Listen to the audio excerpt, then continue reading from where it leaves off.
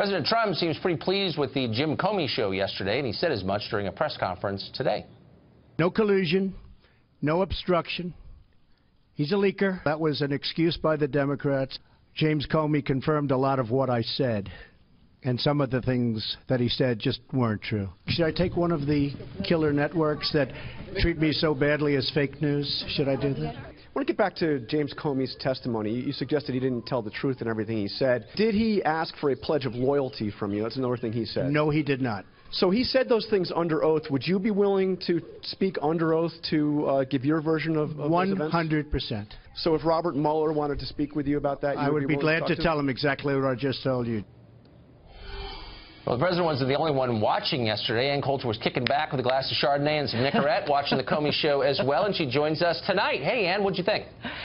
I'm really glad Donald Trump threatened James Comey with those conversations being taped, because what he had to say changed quite dramatically once he had to worry that they might have been taped. Everyone forgets this, but when Trump sent out that tweet saying, boy, James Comey better hope that room wasn't taped. When he tweeted that, the big story that Comey was leaking was that Trump had tried to obstruct justice by interfering with an investigation of a crime, and the crime was Michael Flynn contacting the Russians during the transition. Now, whatever Flynn did during the campaign or before he was working for Trump is really irrelevant. We know, thanks to actually Comey admitted it, we know that Trump said, no, I want to know about, I should know if any of my satellites were having improper contacts. What he was talking about was the firing of Flynn.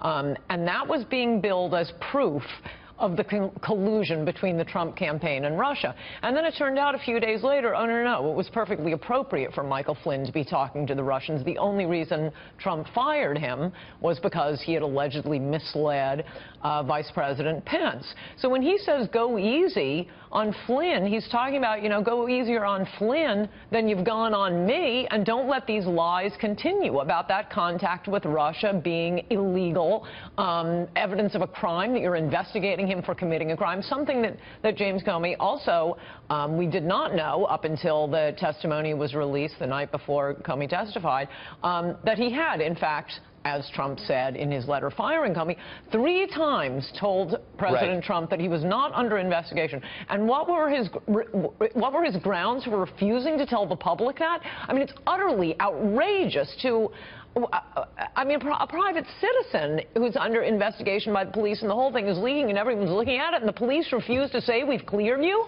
They refuse to tell the public? Because we might declare you guilty in the future? I mean, it's tough. But so, I doubt you ever fell for this, but for months I was, because I'm a very literal man, was taking this seriously and kind of looking for evidence that maybe Trump colluded or whatever.